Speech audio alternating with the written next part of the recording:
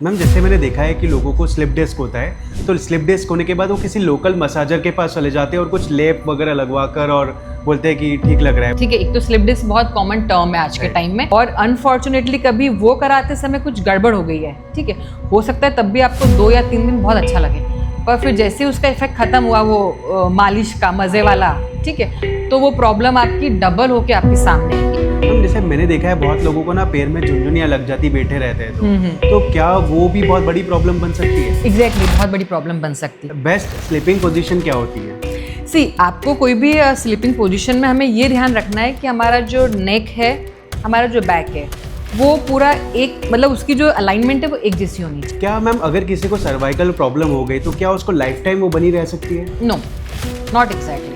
जो लोग बहुत ज़्यादा ड्राइव करते हैं, over drive, like daily basis पे जॉब करते हैं, जिनको 50-60 किलोमीटर रेगुलर ड्राइव करना होता है, उन लोगों के लिए क्या आप बता सकते हैं? अब ड्राइवर को नहीं बोल सकते कि आधे घंटे में तू गाड़ी से उतर और पोस्चर चेंज कर, वो नहीं करना। तो उसमें हमें क्या करना है, हमें प्रिकॉशंस लेने हैं। मैम जैसे मैंने देखा है बहुत लोगों को ना ऐसे फिंगर क्रैकिंग की आदत पड़ जाती है, हर थोड़ी देर में फिंगर क्रैक करते रहते हैं, तो क्या ये भी एक बड़ी प्रॉब्लम बन सकती है? सी, इट डिपेंड्स। तो मेरा सबसे पहला क्वेश्चन ये है कि फिजियोथेरेपी में या ऐसे बॉडी पोस्चर की अगर बात करें तो ऐसे कौन कौन से बॉडी पोस्चर्स है जो बिल्कुल नहीं करना चाहिए?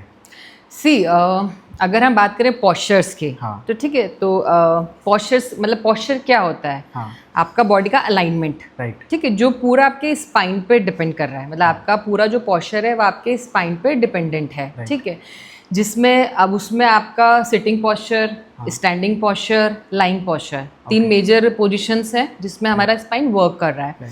अगर आप बहुत लंबे समय तक कंप्यूटर के सामने बैठे हैं, ठीक, तो वहाँ आपका नेक मसल्स और बैक मसल्स दोनों इन्वॉल्व हो रही है।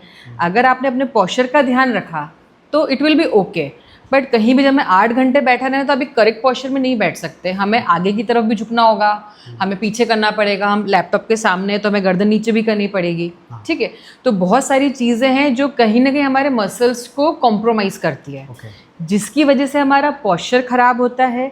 पोस्चर खराब होने की वजह से हमारे मसल्स पे इम्पैक्ट आता है और हमें नेक पेन, बैक पेन ये स्टार्ट होने लगते हैं। स्टार्टिंग में एक प्रॉब्लम होती है कि कमर में दर्द है और गर्दन में दर्द है, पर धीरे धीरे अगर हम इसको इग्नोर करेंगे और हमारा जॉब प्रोफाइल तो कंटिन्यू रहेगा, तो ये प्रॉब्लम्स चेंज हो जाती है। Spondylitis, slip disc, cervical spondylitis, ठीक है, vertigo, so many things. Okay ma'am, जो लोग बहुत ज़्यादा ड्राइव करते हैं, over drive, like daily basis पे जॉब करते हैं, जिनको 50-60 किलोमीटर रेगुलर ड्राइव करना होता है, उन लोगों के लिए क्या आप बता सकते हैं? सी, उन लोगों के लिए अब मैं ये तो नहीं बोलूँगी कि आप हर आधे घंटे में पोस्चर चेंज करो, बिकॉज जो कंप्यूटर पे काम कर रहा है उसको हम बोल देंगे कि आप आधे घंटे में पोस्चर चेंज करें, थोड़ा मूवमेंट कर लें, नेक की एक्टिविटीज़ कर लें, तो कंफर्टेबल हो जाएगा। पर अब ड्राइवर को नहीं बोल सकते कि आधे घंटे में तू गाड़ी से उतर और पोस्चर चेंज कर, वो नहीं करना। तो उसमें हमें क्या करना है, हमें प्रिकॉशंस लेने हैं। उसमें हम एक तो सर्वाइकल पिलो जो हम गाड़ी के बैक सीट पे लगा सकते हैं, और एक बैक पिलो, कुशंस हम वो गाड़ी में फिक्स कर सकते हैं जो हमारे बैक के अलाइनमेंट को,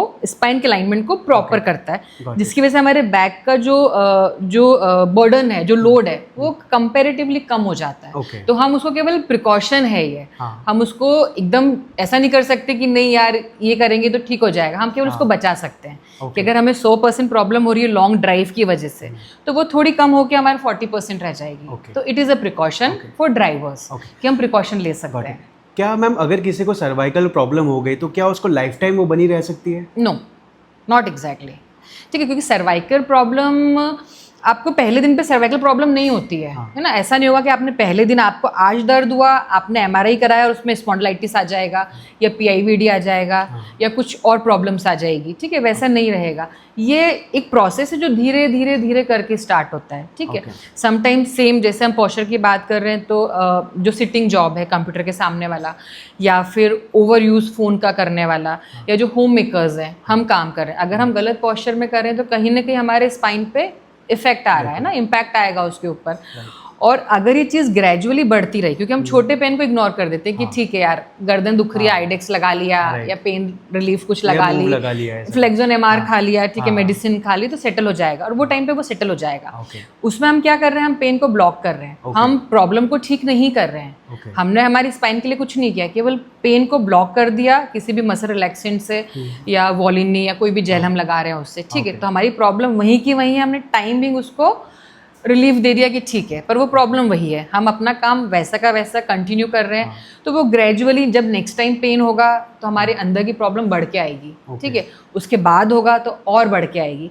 तो इट्स ए लॉन्ग प्रोसेस एक प्रॉब्लम होने में। तो आपको धीरे धीरे धीरे धीरे अगर हम इसको इग्नोर करते जा रहे हैं हमारे नॉर्मल पेन को भी, तो आगे जाके वो cervical issues, spondylitis, slip disc, बहुत सारे नाम है अभी तो, ठीक है, ये सब चीज़ में डेवलप होती है। इमीडिएटली नहीं होगा जब तक कोई ट्रॉमेटिक इंजरी नहीं है, कोई ट्रॉमा नहीं हुआ है। ठीक है मैम, जैसे मैंने देखा है कि लोगों को स्लिप डिस्क होता है, तो स्लिप डिस्क होने के बाद वो किसी लोकल मसाजर के पास चले जाते हैं और कुछ लेप वगैरह लगवा कर और बोलते हैं कि ठीक लग रहा है, बट पर्टिकुलरली मैंने देखा है ऐसे पेशेंट्स को लॉन्ग टर्म में कुछ रिलीफ नहीं मिला है। बिल्कुल भी नहीं। कितना सही है वो जाना या जाना? कोई भी चीज़ अगर आप शॉर्ट टर्म करेंगे ना तो उसके लॉन्ग टर्म में साइड इफेक्ट्स आएंगे। अच्छा, ठीक है। हमने जैसे कि ये स्लिप डिस्क हुआ, ठीक है, एक तो स्लिप डिस्क बहुत कॉमन टर्म है आज के टाइम में। कोई भी दर्द होगा ना कमर का, हम उसको स्लिप डिस्क बोलते हैं, ठीक है। हमें नहीं पता कि एग्जैक्टली प्रॉब्लम क्या है, वो एक डॉक्टर ही आपको समझा पाएगा कि वो स्लिप डिस्क नहीं है, उसमें और भी प्रॉब्लम्स होती हैं। नहीं तो लेमेन में क्या रहता है कि कमर दर्द हुआ ना तो लोग क्या बोलने लगते हैं, स्लिप डिस्क और नस उतर गई है, ठीक है, ये सब वर्ड्स यूज करते हैं। तो ऐसा नहीं होता है कि हर बैक की प्रॉब्लम स्लिप डिस्क की होगी, ठीक है। और आप जो बात कर रहे हैं कि हमें किसी मसाज वाले के पास जाके उसको मसलवा लिया या कुछ करवा लिया, क्लिकिंग या कुछ ना, तो उससे कई बार हो सकता है कि आपको थोड़े टाइम का आराम मिल जाए। वो आराम भी क्या होता है, मसाज करने से तो सबको आराम लगता है। हम भी अगर मसाज करवाएंगे तो वी फील गुड कि वाह मज़ा आ रहा है, ठीक है। सेम विद देम, उनके साथ भी वही हो रहा है कि आपको वो 2 दिन 3 दिन का आराम मिलेगा, हो सकता है 10 दिन 15 दिन का मिल जाए, पर सेम चीज़ ना कि आपने पेन को ब्लॉक कर दिया फिर से, ठीक है। जो प्रॉब्लम थी उसको ब्लॉक किया, पर जो पेन था उसको ब्लॉक किया, प्रॉब्लम वहीं की वहीं है। और अनफॉर्चुनेटली कभी वो कराते समय कुछ गड़बड़ हो गई है, ठीक है, हो सकता है तब भी आपको 2 या 3 दिन बहुत अच्छा लगे, पर फिर जैसे उसका इफेक्ट खत्म हुआ वो मालिश का मज़े वाला, ठीक है, तो वो प्रॉब्लम आपकी डबल होके आपके सामने आएगी, ठीक है। जिसके बाद हमें बहुत सारे केसेस में सर्जरी तक जाना पड़ता है, ठीक है। और आज के टाइम में बहुत कॉमन है स्पाइनल सर्जरीज। राइट मैम, जैसे मैंने देखा है बहुत लोगों को ना पैर में झुनझुनियाँ लग जाती बैठे रहते हैं, तो क्या वो भी बहुत बड़ी प्रॉब्लम बन सकती है? एग्जैक्टली, बहुत बड़ी प्रॉब्लम बन सकती है, क्योंकि पैर में कोई भी देखो कोई भी हमारी बॉडी में कोई भी चीज़ होना जो अनवांटेड है, प्रॉब्लम है, इट मीन्स प्रॉब्लम है। अगर सब कुछ नॉर्मल है तो क्यों प्रॉब्लम होगी, क्यों हमें झुनझुनी आएगी? आनी ही नहीं चाहिए ना। अगर झुनझुनी आ रही है या सुनपन भी आ रहा है या दर्द भी आ रहा है, कुछ भी हो रहा है, इट मीन्स कि समथिंग इज देयर, कुछ तो गलत हो रहा है, इसलिए वो सब चीज़ें हो रही है। और झुनझुनी आने का कई बार क्या रहता है कि एक तो ये डायबिटिक न्यूरोपैथी भी होती है, ठीक है, झुनझुनी आना। लोग इसको भी कई बार मिक्स कर देते हैं कि दर्द की वजह से आ रहा है या डायबिटीज़ की वजह से आ रहा है, बिकॉज डायबिटिक में भी जो बहुत क्रॉनिक पेशेंट्स हैं डायबिटिक के लिए, उनमें कई बार नर्व्स की प्रॉब्लम होने लगती है, जिससे ये झुनझुनी एक नॉर्मल इशू बन जाता है, जिसको हम मल्टीविटामिन से थोड़ा सा करेक्ट कर सकते हैं। पर अगर वो झुनझुनी अगर आपको बैक की वजह से आ रही है या गर्दन की वजह से आ रही है, मतलब सेम वापस से वही स्पाइन की वजह से आ रही है, इट मीन्स ये प्रॉब्लमेटिक है। क्योंकि जब आपकी चीज़ बहुत नॉर्मल होगी तो केवल दर्द होगा, झुनझुनी नहीं आएगी, है ना। झुनझुनी आना मीन्स कि पूरी नर्व का इन्वॉल्वमेंट होना, ठीक है। तो प्रॉब्लम आपके बैक में है, पर वहाँ कुछ गड़बड़ है और वहाँ से जो नर्व्स आपकी आगे जा रही हैं उसमें कुछ इम्पिंचमेंट है या दबाव है या कुछ और कंप्रेशन है, उसकी वजह से वो झुनझुनी आना चालू होती है। तो अगर आपकी शुरुआत हुई है कि कोई दर्द कभी रहा ही नहीं, केवल झुनझुनी आ रही है, इट मीन्स प्रॉब्लम है, आपकी प्रॉब्लम बहुत ऊपर चली गई है, क्योंकि आपने दर्द को तो फेस ही नहीं किया, आप तो सीधे झुनझुनी पे आ गए हो। तो आप ग्रेड 1 पे नहीं हो, आप तो ग्रेड 4 पे आ गए हो, ठीक है। समटाइम्स ना आपने सुना होगा कैंसर स्टेजेस, तो कई बार हमें पता चलता है, हमने सारे टेस्ट कराए, पर कैंसर हमें 4th स्टेज का पता चलता है। हम सोचते हैं यार पहला, दूसरा, तीसरा स्टेज तो पता ही नहीं चल पाया, हमें सीधे 4th का पता चला। यहाँ भी वही चीज़ हो रही है। कई बार हमें नॉर्मल पेन समझ ही नहीं आ रहा है, हमें सीधे एंड में पता चल रहा है जब झुनझुनी स्टार्ट हो गई है या मसल पावर चली गई है या सुनपन कई बार होने लगता है। इट मीन्स कि स्पाइन में काफ़ी मेजर प्रॉब्लम है, तब जाके आप इस स्टेज पे पहुँचे हो। ओके मैम, जैसे मैंने देखा है बहुत लोगों को ना ऐसे फिंगर क्रैकिंग की आदत पड़ जाती है, हर थोड़ी देर में वो फिंगर क्रैक करते रहते हैं, तो क्या ये भी एक बड़ी प्रॉब्लम बन सकती है? See it depends. कुछ लोगों को तो क्या वो बोलते हैं ना बैठे बैठे उंगलियां चटकाने में मजा आता है, ठीक है, तो वो उनको एक रिलैक्सेशन लगता है कि चलो हम ये कर लेते हैं, ठीक है, तो वो एक रूटीन उन लोग का बन जाता है। तो स्टार्टिंग में तो ठीक है कि वो कर रहे हैं तो उनको थोड़ा सा जॉइंट में रिलैक्स फील हो रहा है, मतलब सेम थिंग ना, कोई चीज़ एक जैसी है, हम थोड़े से मूवमेंट उसमें करने लगते हैं या जैसा ये उंगलियां चटकाना हुआ तो वी फील ओके, ठीक है। और उंगलियां चटकाने वाली बात केवल फिंगर्स में हमारे और किसी बड़े जॉइंट में नहीं है, तो दीज आर स्मॉल जॉइंट्स, ठीक है, तो इसमें हमें बहुत मेजर चांसेस नहीं है वैसे कि कोई प्रॉब्लम हमें क्रिएट हो सकती है। एंड लोग ऐसे कमर भी चटकाते कि यार कमर चटकाने, वो गलत है। अच्छा, वो गलत है क्योंकि सेम वापस से स्पाइन, हमारा पूरा शरीर का ढांचा खड़ा ही स्पाइन के ऊपर है और आप उसी को चटकवाने पहुंच गए या उसी में कुछ करने पहुंच गए तो वो आपकी बाकी चीज़ें सब खराब कर देगा। तो मैं बिल्कुल फेवर में नहीं हूँ चटकवाने वाली चीज़ों के। मतलब आपने पहले प्रॉपर, आपको दर्द हुआ है, आप प्रॉपर अपने ऑर्थोपेडिशियन को दिखाएं या न्यूरो वाले को दिखाएं या अपने फिजियोथेरेपिस्ट से कंसल्ट करें, उसके बाद की बातें कि आप ये चटकवाने पहुँच गए, मतलब नॉट राइट। ओके, मतलब डेंजर हो सकता है ये 100%। ओके मैम, जैसे मैंने मार्केट में देखा है बहुत सारे ऑनलाइन एडवर्टाइजमेंट्स होते हैं, कुछ गिमिक प्रोडक्ट्स होते हैं कि लाइक ये आप चीज़ यूज़ कर लो, इस तरीके का पिलो यूज़ करो, आपको स्पाइनल में कभी प्रॉब्लम नहीं होगा, या ऐसे बहुत सारे आजकल बैड्स हो गए कि आप इस तरीके का बैड यूज़ करिए तो आपको कभी प्रॉब्लम्स नहीं होगी, तो क्या वो गिमिक है या रियल है? वापस से उसमें वही चीज़ है कि हम मतलब कि these all are precautions, okay, same, ठीक है। अगर हम शुरू से ध्यान रखते हैं कि यार हमारा मैट्रेस बहुत अच्छा होना चाहिए, जो हमारे बैक को फुल सपोर्ट कर रहा है, सोते टाइम कोई पॉस्चर्स हमारे ख़राब नहीं हो रहे हैं, हम सिटिंग में सर्वाइकल कुशन्स यूज़ कर रहे हैं, तो हम पहले से ही हमारी बॉडी के लिए तैयार हैं कि हम उसको ऑलरेडी बचा के रख रहे हैं। अगर हम उसको बचा के रखेंगे तो डेफिनेटली प्रॉब्लम्स नहीं होंगी। बट अगर हमें प्रॉब्लम्स हुई हैं, लाइक हमें नेक पेन स्टार्ट हो गया है, बैक पेन हो गया है, कुछ अलग चीज़ हो गई है, फिर हम बोलें कि यार तकिया लगा लेते हैं या तकिया बदल लेते हैं, मैट्रेस बदल लेते हैं, उससे वो चीज़ ठीक तो नहीं होगी ना। जो हो गया है उसको तो आपने ट्रीटमेंट के साथ ही ठीक करना पड़ेगा। तो दीज ऑल आर प्रिकॉशंस कि आप वो प्रॉब्लम तक पहुंचने के पहले वाली स्टेज है कि आप उस प्रॉब्लम तक नहीं पहुंचेंगे, बट इनकेस अगर आप वो प्रॉब्लम पहुंच गए हो तो पहले आपने उसको ठीक करना है प्रॉब्लम को, फिर आप अपने प्रिकॉशंस यूज करें जिसमें मैट्रेस हैं, पिलोज हैं, सर्वाइकल पिलोज हैं, काफ़ी सारी चीज़ें। जैसे पहले के ज़माने में दादा दादी बहुत बोलते थे कि अरे ज़मीन पे सोना चाहिए, चटाई पे सोना चाहिए, और ये जब से मैट्रेस से भी तो 10-15 साल से आने लगे, और मुझे लगता है ये प्रॉब्लम भी 10-15 साल से बढ़ी है, तो क्या चटाई पे सोना चाहिए? देखो, जितनी अच्छी टेक्निक्स आती है ना उतनी प्रॉब्लम्स भी बढ़ते जाती है ना। पहले के टाइम में इतने प्रॉब्लम्स कहाँ पता चलते थे, मतलब ये सब ना slip disc, spondylitis, cervical, vertigo, so many चीज़ें हैं अभी, ठीक है, ये नहीं पता चलती थी। जितनी फैसिलिटीज़ आते जा रही हैं उतनी प्रॉब्लम्स होते जा रही हैं। पहले के टाइम में क्या होता था, एक तो डाइट बहुत अच्छा लोगों का होता था, न्यूट्रिशन, जिससे आपके मसल्स हमेशा स्ट्रेंथन, ठीक है, और आराम वाली चीज़ें कम से कम होती थी। तो ऑलरेडी आपकी बॉडी और मसल्स इतने स्ट्रेंथन है कि आपको फ्लोर पे सोने में भी कोई प्रॉब्लम नहीं आएगी, तो वो उनके लिए एक प्लस पॉइंट होता था। अब आज के टाइम में हम सोचे, हमें कोई बोल दे कि यार मेरे दादाजी भी फ्लोर पे सोते थे, मैं भी सोता हूँ तो मैं ठीक हो जाऊँगा या मुझे प्रॉब्लम नहीं होगी, नॉट पॉसिबल। आपके दादाजी और भी कुछ कुछ करते थे उसके साथ में जो आप नहीं करते हो, ठीक है। आप देखो ना, हमारा जो लाइफ स्टैंडर्ड है, खाना खाने वाली बात है, हम डाइनिंग टेबल पे खाते हैं। आज अगर कोई हमें बोल दे कि नीचे बैठ के खाएं तो वी कांट सिट, हम तो वो क्रॉस लेग करके बैठ भी नहीं पाएंगे नीचे, ठीक है। किचन का जितना भी काम है आपने खड़े होके करना है, जितने भी होम मेकर्स है।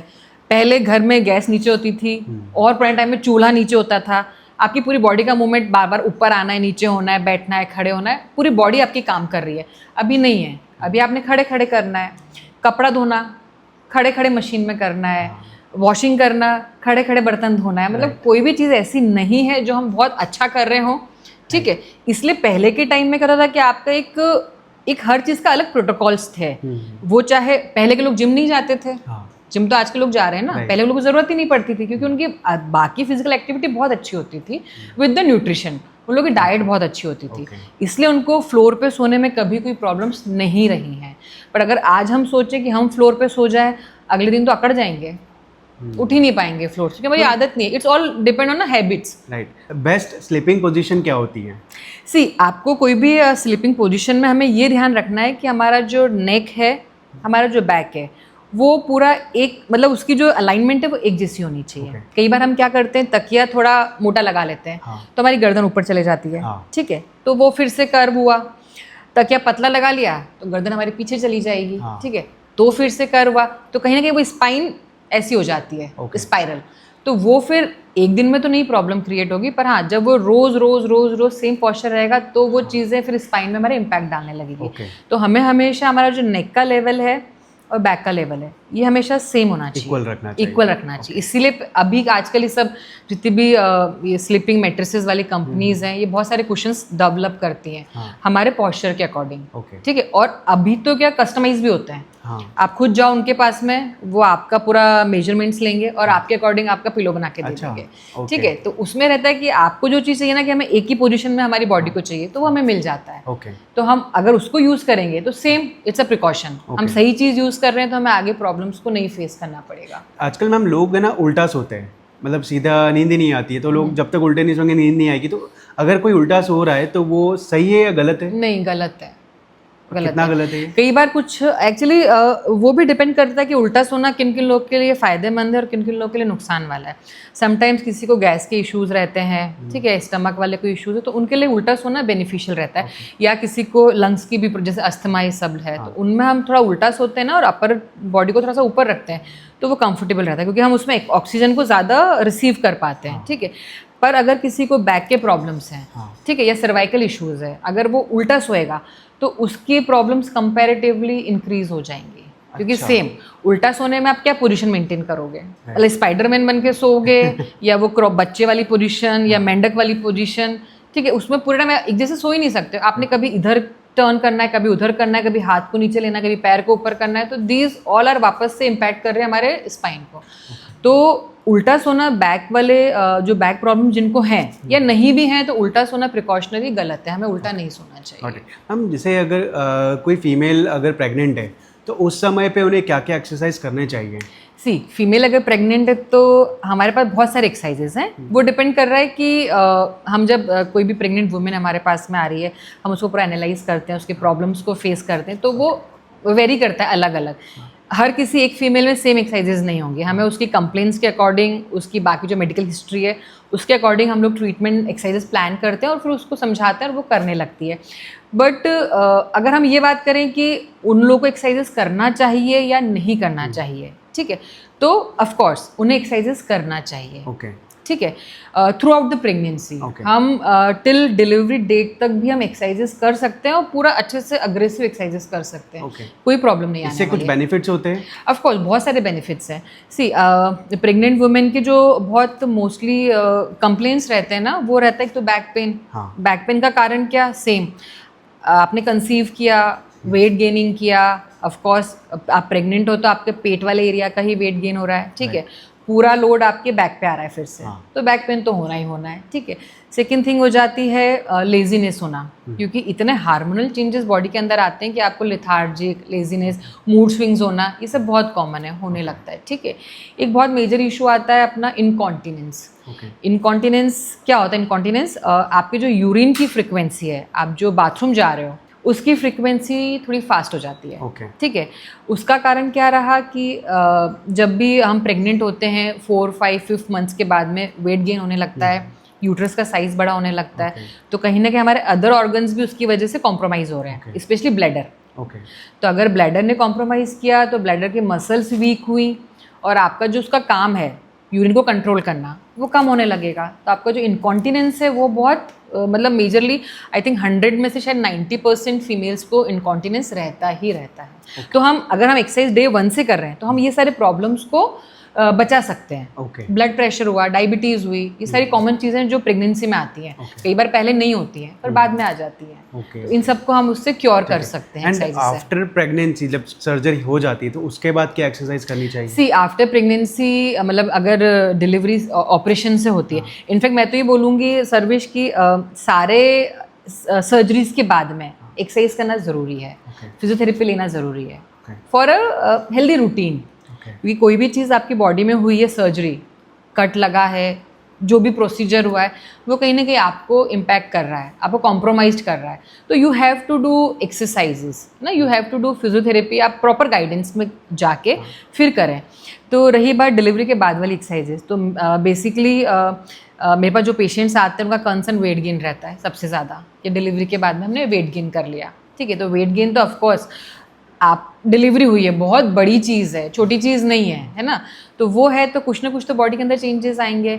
उस समय आपने डाइट भी बहुत हेल्दी खाना है बच्चे के हिसाब से, तो ऑफकोर्स वेट गेन होना है। तो हमारे पास जो पेशेंट्स आते हैं वो वेट गेन वाले आते हैं कि हमने डिलीवरी के बाद में 5 किलो गेन कर लिया, 10 किलो गेन कर लिया, हमें वो कम करना है। सेम चीज़ जो डिलीवरी में जो बैक की इश्यूज़ हो जाते हैं, ठीक है, उसकी वजह से कई बार वो चीज़ें, कई बार तो इमीडिएटली रिलीफ मिल जाता है, पर समटाइम्स आगे तक रह जाती हैं। 6 महीना, 8 महीना, 10 महीने तक हमें बैक पेन फेस करना पड़ता है, ठीक है। तो उसके लिए हमें पोस्ट डिलीवरी एक्सरसाइजेस करना बहुत ज़रूरी है, ठीक है। तो हम अपने बैक पेन की इश्यूज़ के लिए, अपने वेट मैनेजमेंट के लिए, ठीक है, और अपने एक प्रॉपर पॉस्चर के लिए, क्योंकि पॉस्चर भी आप, जैसे डिलीवरी हुई, आपने बेबी को फीड भी कराना है, ठीक है। हमारे यहाँ जो फीडिंग की जो पोजीशंस हैं वो बहुत गलत है, क्योंकि आज भी हमारे यहाँ बहुत ट्रेंड है कि डिलीवरी के बाद ये नहीं करना है, ये नहीं करना है, ये नहीं करना है, ये नहीं करना है, मतलब सब जगह नहीं करना है, नहीं करना है ना। खाना भी नहीं खाना है, ज़्यादा वेट नहीं उठाना है, ज़्यादा चलना नहीं है, एसी नहीं चलाना है। ये मिथ अभी भी बहुत सारे हैं जो हमारे घरों में होते हैं, ठीक है। तो ऐसा नहीं है, हमें फोकस करना है कि हमें क्या क्या करना है। हमें तो एक्टिविटी लेवल को हाई रखना है, आपको अपना ध्यान रखना है, बेबी का ध्यान रखना है, तो आपका एक्टिविटी लेवल हाई होना चाहिए, ठीक है। इसकी वजह से हमें पोस्ट डिलीवरी एक्सरसाइजेस करना, प्रॉपर फिजियोथेरेपी लेना बहुत इंपॉर्टेंट है। मैम, जैसे बहुत सारे लोगों के आई सर्जरीज भी होती है, आई ट्रीटमेंट्स होते हैं, तो डॉक्टर कहते हैं आई एक्सरसाइज भी करना चाहिए, तो उसमें क्या क्या चीज़ें इंक्लूड करना चाहिए हम लोगों को? सी बेसिकली क्या होता है कि आई सर्जरी हुई हमारी, ठीक है, उसके बाद बहुत छोटे से मूवमेंट है जो हमें आई के लिए करना चाहिए, जिसकी वजह से हमारे आई मसल्स इंप्रूव हो जाते हैं। पर जब आई सर्जरी होती है तो आई मिस के विजन, ये बहुत बड़ा कंपोनेंट है हमारी बॉडी का, ठीक है। विजन, अगर हमारी बॉडी से कोई भी कंपोनेंट कम होता है तो हम दूसरे कंपोनेंट से उसको थोड़ा सा स्टेबल करने की कोशिश करते हैं। जैसे विजन में कुछ गड़बड़ हुई, सर्जरी हुई, तो आपको 4-5 दिन तो क्लियर नहीं दिखेगा, और ट्रांसप्लांट हुआ तो और लंबे समय तक का रहेगा, ठीक है। तो उसकी वजह से हमारी बाकी चीज़ें कॉम्प्रोमाइज़ होती हैं। लाइक विजन की वजह से हमारा पॉस्चर कॉम्प्रोमाइज़ होता है, क्योंकि हम कॉन्सेंट्रेट नहीं कर पाते और गलत मसल्स को यूज़ करते हैं। तो हमें बैलेंसिंग, विजन है तो बैलेंसिंग गड़बड़ हो जाएगी। तो हमें आई सर्जरी के बाद भी एक फॉलोअप लेना चाहिए फिजियोथेरेपिस्ट से, जो हमें प्रॉपर गाइडेंस में एक्सरसाइजेस बता दे, और फिर हम उसको रेगुलरली बेसिस पे घर पे करते रहें। Okay, got it. मैम, जैसे लोगों के नी सर्जरीज होती है, नी रिप्लेसमेंट्स होता है, उन लोगों को क्या एक्सरसाइज करना चाहिए? सी आज के टाइम में तो नी सर्जरी से बहुत ज़्यादा इंपॉर्टेंट है उसका रिहैबिलिटेशन, ठीक है। नी सर्जरी हुई, सर्जरी तो आपने कर दी है, आपने पलंग का खांचा बना दिया है, ठीक कर दिया है, और उसको ब्यूटीफुल बनाने के लिए आपको बाकी चीज़ें करनी पड़ेंगी। आपने सर्जरी कर दी, पर आपको अपने बैक टू पुराने वाले फेज़ में जाने के लिए एक्सरसाइजेस करना बहुत बहुत और बहुत ज़रूरी है। बिना रिहैबिलिटेशन के, बिना फिजियोथेरेपी के नी सर्जरी को सक्सेसफुल करना next to impossible. Okay, yes.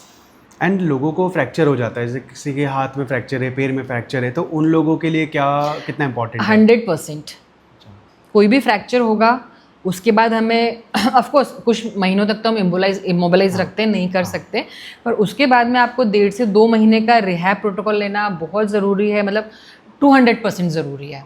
I can say अगर वो नहीं करता है तो फ्रैक्चर कॉम्प्रोमाइज ना, आपने हड्डी तो जोड़ ली है, पर हड्डी की वजह से जो मसल्स में प्रॉब्लम हुई है, जो आपके मूवमेंट्स चले गए हैं, आप उनको कैसे रिगेन करोगे? वो नहीं हो पाएंगे, और वो किसी मेडिसिन से नहीं हो सकते हैं। उसके लिए you have to do exercises and proper exercises, aggressive exercises. Okay.